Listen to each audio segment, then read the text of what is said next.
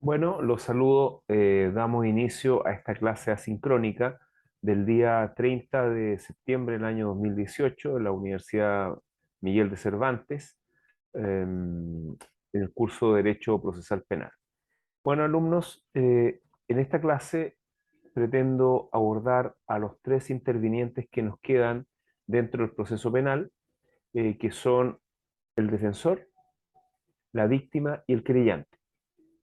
Voy a abordar a estos intervinientes en tres clases diferentes y que voy a subirlas, como ya le dije, bueno, están hechas de manera sincrónica y las voy a subir el día 30 de septiembre del 2022 en cápsula, es decir, para que sea más fácil, es decir, para que sea más fácil para ustedes revisarla, voy a hacer una cápsula de el defensor, una cápsula de la víctima y una cápsula del querellante. Bueno, dicho eso, comencemos. Empecemos con el defensor. No es, primeramente, no es antojadizo que empecemos con el defensor, pues la clase anterior hablábamos de la víctima, perdón, hablábamos del imputado. Y el imputado, como ya les he dicho, jamás puede estar alejado de su defensor. El imputado jamás puede concurrir a una audiencia o incluso presentarse ante el Ministerio Público sin su defensor por regla general. Él puede renunciar, por ejemplo, a declarar con defensor en el Ministerio Público, es decir, a renunciar a su derecho a guardar silencio, pero con consecuencias que ustedes ya pueden apreciar conforme al artículo 93 letra G, que vamos a revisar en clases sincrónicas para verlo, para ver ese aspecto de la defensa de manera más detallada. Bueno, vamos con el defensor. La primera pregunta que nos tenemos que plantear cuando hablamos de defensores, ¿quién es el defensor? Y por otro lado, ¿dónde está regulado? Son como dos preguntas básicas. La primera respuesta a la primera pregunta es ¿quién es el defensor? Bueno, aquí tenemos por primera vez en el derecho chileno, a propósito de la actuación del Código Procesal Penal, solamente se permitió que, que representaran a los imputados solamente abogados habilitados para el ejercicio de la profesión. Respecto al patrocinio, ya tenemos claro que solamente puede ser conducido por un abogado habilitado para el ejercicio de la profesión, pero tratándose del mandatario judicial, por primera vez se estableció que solamente podían ser mandatarios judiciales en los procesos penales solamente abogados. Eso es lo primero que podemos decir respecto de quién es defensor. ¿Quién es el defensor? La segunda cosa a tratar es quién, o mejor dicho, dónde está regulado el defensor. El defensor está regulado en los artículos 102 a 107 del Código Procesal Penal, que son pocos artículos, son artículos que ustedes pueden revisar, los cuales les recomiendo que revisen de un código actualizado, pues la última modificación que se hizo a estos artículos del defensor fue el año 2017 a propósito digamos, de finalizar con las dilaciones injustificadas a los procedimientos y al proceso realmente, debido a la renuncia de los defensores que se hacían intempestivamente y muy próximas a la audiencia, por ejemplo, de juicio y a la audiencia preparatoria a juicio oral. En este caso está prohibido eh, renunciar previamente, 10 días antes, no se puede renunciar a la audiencia de juicio, ni 7 días antes de la audiencia preparatoria de juicio oral. Y también la norma de renuncia del patrocinio y mandato en materia procesal penal también tiene unas reglamentaciones especiales en relación al artículo 10, inciso segundo del Código de Procedimiento Civil, que ya lo vamos a revisar. Bueno, ya vimos quién es el defensor. Veamos cómo se ejerce esta defensa. Bueno, una de las cosas esenciales que hay que revisar respecto de la defensa es que, ¿quién puede defender? Ya sabemos que es un abogado habilitado para el ejercicio de la profesión, pero no solamente eso, sino que, como ustedes saben, se creó una institución para defender a aquellos imputados que no puedan defenderse por sí mismos, es decir, que no puedan pagar a un abogado particular, y esta es la Defensoría Penal Pública, que respecto de ella está distribuida en todo Chile, es podríamos decir que un servicio público, y que en los lugares en que no puede servir, se licitan los cupos, ya sea en oficinas o para particulares, ya sea incluso individualmente o con grupos o empresas que se dedican a la defensoría de las personas. La otra cosa importante es que la defensa también es activa. Tenemos que la defensa del imputado es una garantía constitucional y que es irrenunciable y que se ejerce desde el primer momento de que seas imputado, como ya lo vimos en la clase pasada, conforme al artículo 7 y especialmente el 8 del Código Procesal Penal. Bueno, vamos a lo que regula el artículo 102 del Código Procesal Penal, que es la designación y sustitución de defensor. Bueno, eh, ya sabemos, conforme al artículo 7 y al artículo 8, que el imputado tiene o surgen todos sus derechos, especialmente el de la defensa, al momento de conocer de la imputación. Realmente al momento de ser imputado, pero obviamente el imputado, si no conoce la imputación, no podrá ejercer su derecho. Entonces, al momento de conocer la imputación, él puede designar libremente a un abogado habilitado para el ejercicio de la profesión, que se denomina en la jerga, podríamos decir, de los tribunales con competencia penal, el abogado de confianza del imputado. Y este abogado de confianza, bueno, se puede asignar frente al primer acto de imputación, ya sea policial, ya sea judicial o ya sea administrativo, como lo revisamos la clase pasada. Eh, ¿Cómo se puede realizar, por ejemplo, esta designación frente a qué situaciones?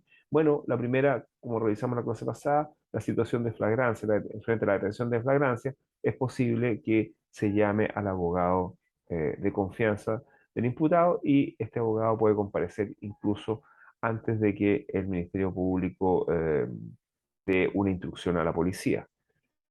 Claro que lo normal es que uno comparezca como abogado defensor en la audiencia de formalización de la investigación, lo cual no significa que antes no se haya podido constituir el patrocinio y el mandato judicial y se puede actuar también defendiendo al imputado en todas las actuaciones de investigación referentes a la fiscalía. Hablemos, bueno, ya vimos cómo se hace la designación. A este respecto, en cuanto a la designación, sería importante que ustedes pudieran visitar mi página web, ricardomarquez.cl. Ahí hay un material sobre disposiciones comunes a todo procedimiento 2022, en donde aparece la forma de constituir mandato y patrocinio.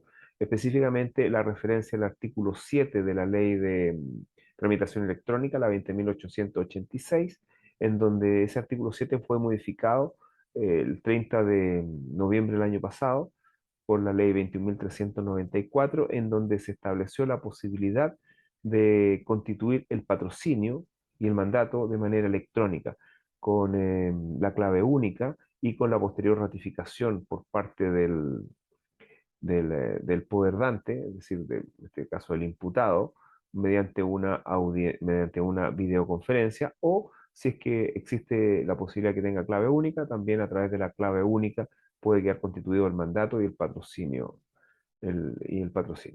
Ahora, también existe la posibilidad, cuando se trata de la Defensoría Penal Pública, de que esta designación sea hecha en una audiencia y de manera verbal, pero esto realmente es aplicable a los abogados de la Defensoría Penal Pública. Veamos la revocación. En cuanto a la revocación del patrocinio, perdón, a la renuncia de la defensa y también la revocación.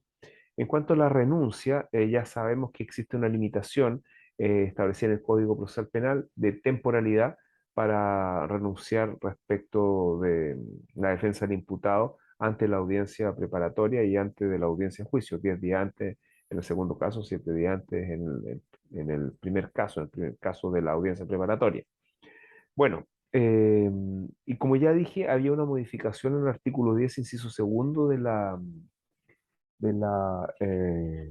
Código de Procedimiento Civil, en el sentido de que para que opere la renuncia en materia procesal civil es necesario que se ponga en conocimiento al representado del estado del proceso y también que se le notifique esta renuncia y dentro del término de emplazamiento el abogado va a seguir teniendo responsabilidad y va a tener que ejercer las diligencias urgentes para la defensa de los derechos del representado. Ahora, en materia procesal penal es más compleja la situación porque como el derecho a la defensa es un derecho irrenunciable, en ningún momento el imputado puede quedar sin defensa. Por lo tanto, la renuncia solamente del patrocinio y del mandato judicial solamente va a tener lugar al momento de que un nuevo abogado defensor asuma la defensa. Esto está tratado en el artículo 107 del Código Procesal Penal. Bueno, esto no es gratuito en el sentido de que esta renuncia no va a tener efecto y esto implicaría dos situaciones. La primera de que si se renuncia al mandato judicial y al patrocinio y esto no se hace conforme a las reglas, todos los actos de defensa van a tener que ser hechos por este abogado que renunció y si no asiste a una audiencia en donde el imputado debe asistir y sea un requisito de validez para dicha audiencia la presencia del defensor, bueno, en este caso vamos a tener un defensor que va a ser multado, incluso también puede ser suspendido para el ejercicio de la profesión hasta por 2 meses, pero eso sí, esta sanción se va a ejercer solamente previo a ser escuchado este defensor. Huelga decir que la audiencia no se va a poder realizar si no está el defensor presente. Esto está en el artículo 103 del Código Procesal Penal. Nosotros podríamos indicar algunos casos en que es indispensable la presencia del defensor, por ejemplo, el caso de la suspensión condicional del procedimiento, en la audiencia preparatoria juicio oral, en la audiencia de juicio oral, en la audiencia de formalización, en la audiencia también de acuerdo reparatorio, ¿no? En todas las salidas alternativas. Bueno, em, respecto de la actividad del defensor, debo indicar que siempre, mejor dicho, es más agradable desde el punto de vista profesional ser defensor que ser abogado de la víctima o ser abogado querellante, porque el defensor tiene ciertamente em, muchos más derechos para ejercer frente al Ministerio Público, incluso frente al querellante y la víctima, por la importancia que conlleva el proceso penal en contra de un imputado.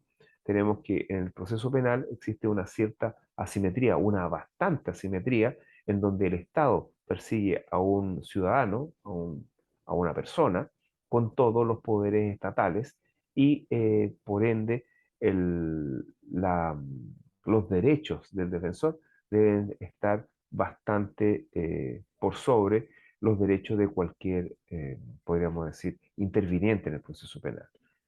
Em, bueno, eh, en estos casos, una vez que el defensor haya asumido la representación del imputado, se entienden todas las actuaciones del proceso y del procedimiento con el defensor. Es decir, lo mismo que ocurre en los procesos civiles, todo se debe ser notificado al defensor, salvo algunas audiencias que son esenciales para el imputado en cuanto a su defensa, como es la citación a la audiencia de formalización, en donde si hay defensa, de todas formas debe ser citado como corresponde según la ley al imputado. Es decir, si es la primera gestión en juicio, debe ser notificado personalmente o subsidiariamente. Y las notificaciones a los procedimientos especiales, como el simplificado, como el abreviado, también la citación al juicio oral y obviamente la citación a audiencias de revisión y aplicación de medidas cautelares. Bueno, principalmente esto es lo que yo les puedo indicar respecto del defensor. em, y el resto de lo que corresponda para analizar el defensor, los dejo a su criterio para que cuando podamos reunirnos podamos conversar acerca de algunas situaciones que quizás no hayan quedado claras con esta cápsula que trata sobre este tan importante interviniente que es el defensor. Entonces me despido y los voy a dejar con la siguiente cápsula que va a venir separada, que sería la cápsula referente a la víctima y al querellante, que la voy a hacer de manera conjunta.